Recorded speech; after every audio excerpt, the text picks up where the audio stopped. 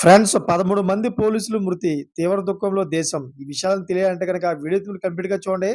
అప్పుడే మీకు complete information ఏంటో అర్థమవుతుంది. అదే విధంగా చాలామంది వీడియో చూస్తున్నారు కానీ లైక్ అని కామెంట్ చేయట్లేదు. దయచేసి లైక్ అని కామెంట్ చేయండి. లైక్ అని కామెంట్ చేయడం వల్ల ఈ విషయాలను మనం చాలా మందికి తెలియజేసిన వాళ్ళం అవుతాం. అదే విధంగా 13 మంది పోలీసులు ఎందుకు చనిపోయారో, అంత ప్రమాదం ఏం వచ్చిందో అనే విషయాలు మనం వీడియోలో తెలుసుకుందాం. ఇంక లేట్ చేయకుండా వీడియోలోకి వెళ్దాం. ఫ్రెండ్స్, సిరియా తీర ప్రాంతం పట్టణంలో సిరియన్ పోలీసు గస్తీ బృందంపై ముష్కరులు చేసిన మెరుపు దాడిలో దాదాపు 13 మంది భద్రతా సిబ్బంది ప్రాణాలు కోల్పోయారు. ఈ దాడి సమయంలో అనేక మంది గాయపడ్డారని పర్యవేక్షణ బృందం స్థానిక అధికారులు తెలిపారు. అయితే ఈ దాడి మాజీ అధ్యక్షుడు బషర్ అసద్ మైనారిటీ అలవైట్ సభ్యులు అదేవిధంగా సిరియా తీర ప్రాంతంలో ఇస్లామిక్ గ్రూపుల మధ్య ఉద్రిక్తతలు పెరిగిన సమయంలోనే జరిగిందని చెబుతున్నారు.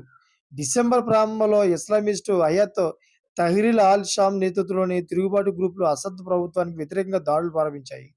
అయితే లటాకియా నగరానికి సమీపంలోని జబ్లే పట్టణంలో జరిగిన ఈ దాడిలో కనీసం 16 మంది మరణించినట్లు బ్రిటన్‌కి చెందిన Syrian observatory for human rights తెలిపింది.